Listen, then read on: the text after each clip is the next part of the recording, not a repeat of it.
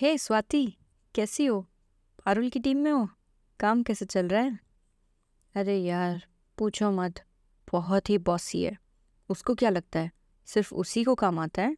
Manager की चमची बनी फिरती है। कितना एक्सपीरियंस होगा उसका? हमारे जितना ही ना।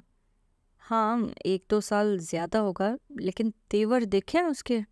ऐसे घूमती है कि सारी ट्रेड कॉन्फर्मेशंस की नॉलेज उसी को आती है। सारा काम सिर्फ उसी को आता है। हमसे सीनियर है माना, लेकिन उसका क्या मतलब है कि हमें एटीट्यूड दिखाएगी? कभी इतने सारे डाउट्स आते हैं, लेकिन मैं नहीं पूछने वाली उसे कुछ।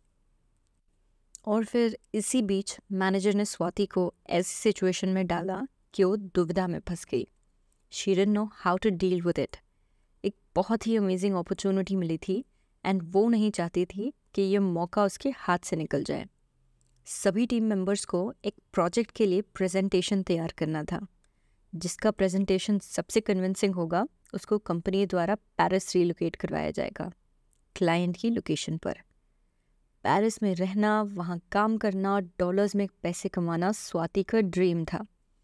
ऐसे में प्रोजेक्ट और प्रोसेस की पूरी जानकारी पारुल के पास थी। आपको क्या लगता है, क्या स्वाति पारुल की हेल्प लेगी? क्या उसको हेल्प लेनी चाहिए? ऐसा मौका बार बार नहीं आता। जब मौका आता है उसको हाथ से जाने नहीं देना चाहिए। अगर आप ऐसी सिचुएशन में होते तो आप क्या करते?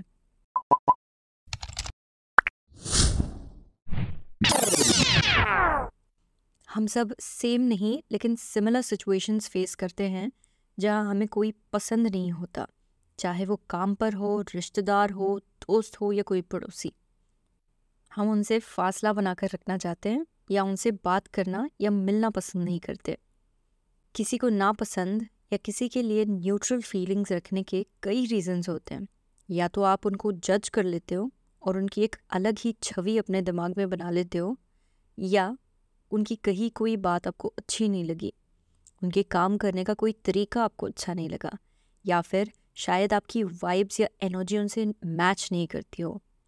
अक्सर हम उन लोगों को अवॉइड करते हैं और उनसे दूर भागते हैं, लेकिन जब ऐसी सिचुएशंस हम फेस करते हैं जहां हम उन्हें अवॉइड नहीं कर पाते हैं, तब क्या करें?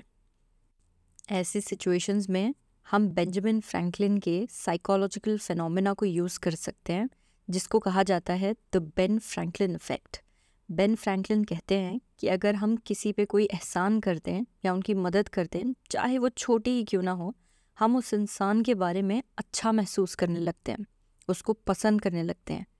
आप सोच रहे होंगे ये क्या बात हुई? जो हमें अच्छा नहीं लगता उसके लिए कुछ करने से वो अचानक से हमें कैसे अच्छा लगने लगेगा? अच्छे तो उनको हम लगने चाहिए ना, क्योंकि हमने उनकी हेल्प की।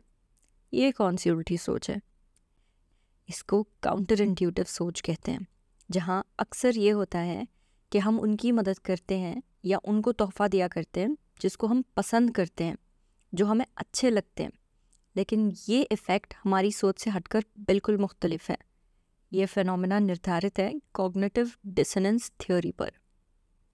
तो कॉग्निटिव डिसोनेंस थ्योरी ये बताती है कि जब हमारी सोच और हमारे काम मेल नहीं खाते हैं, मतलब आप बोल कुछ और रहे हो और कर कुछ और रहे हो, तो हमें अजीब सा लगने लगता है और हम उसको रिजॉल्व करने लग जाते हैं।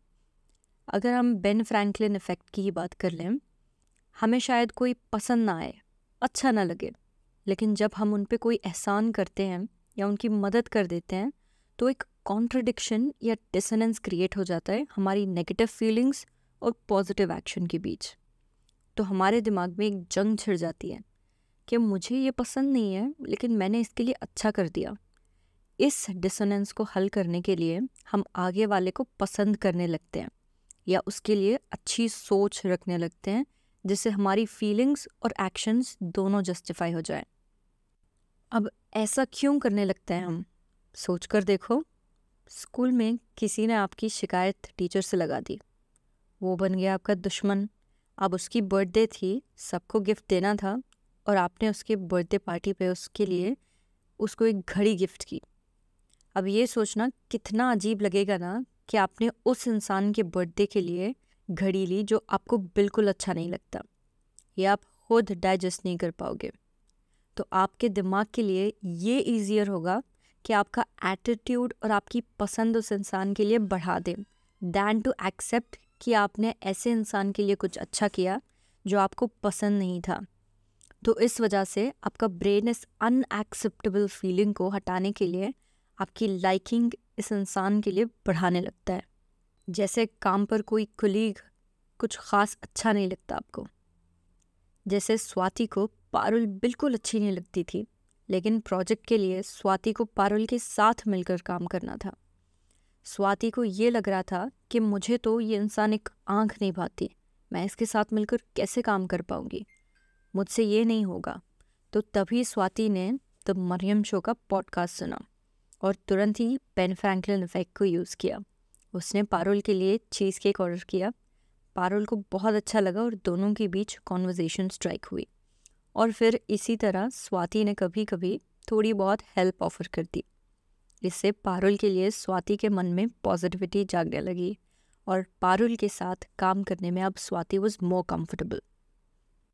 तो स्वाति की तरह अगर हम बेन फ्रैंकलिन इफेक्ट को अपनी ज़िंदगी में यूज़ करने लगेंगे तो लोगों के दिलों के बीच जो फासला है वो कम कर पाएंगे।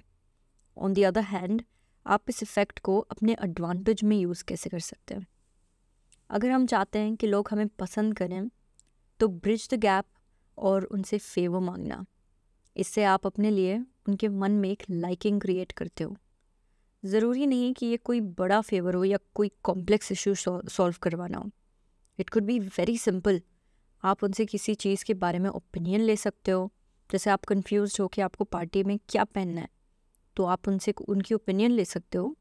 या अगर आपको बुक्स पढ़ने का शौक़ है एंड उनको भी है, तो आप बुक रिकमेंडेशन ले सकते हो या आप पेन बोरो कर सकते हो।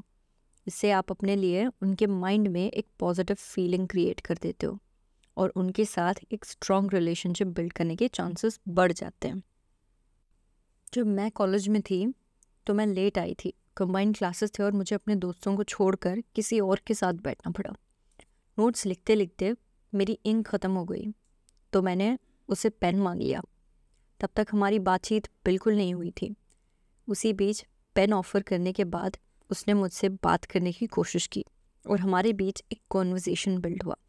उसने कन्फ्रंट किया कि उसे लगता था कि मैं किसी से बात नहीं करना पसंद करती थी या मुझे अपने सेट ऑफ फ्रेंड्स को छोड़कर किसी और से बात करना अच्छा नहीं लगता था, और उसे ये जानकर अच्छा लगा कि वो कितनी गलत थी। इस तरह हमारी दोस्ती हुई। तो देखा कैसे एक सिंपल हेल्प ने डिस्टेंस को ख़त्म किया और एक दूसरे के लिए लाइकिंग क्रिएट की।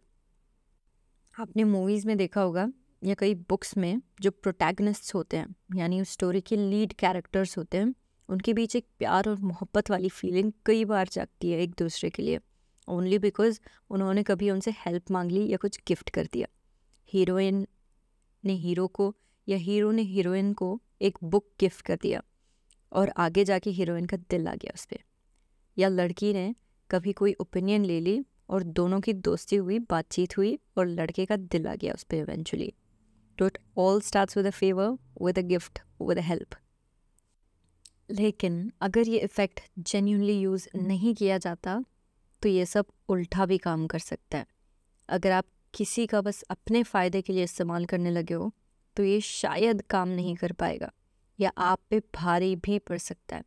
तो be genuine to yourself and to the ones around you. I hope this was helpful. अगर इन्फॉर्मेटिव है तो शेयर करें, लाइक करें, कमेंट और सब्सक्राइब ज़रूर करें। I will see you in another podcast. तब तक के लिए प्यार बांटते रहिएगा, क्योंकि दुनिया में काफ़ी नफ़रत भरी हुई है।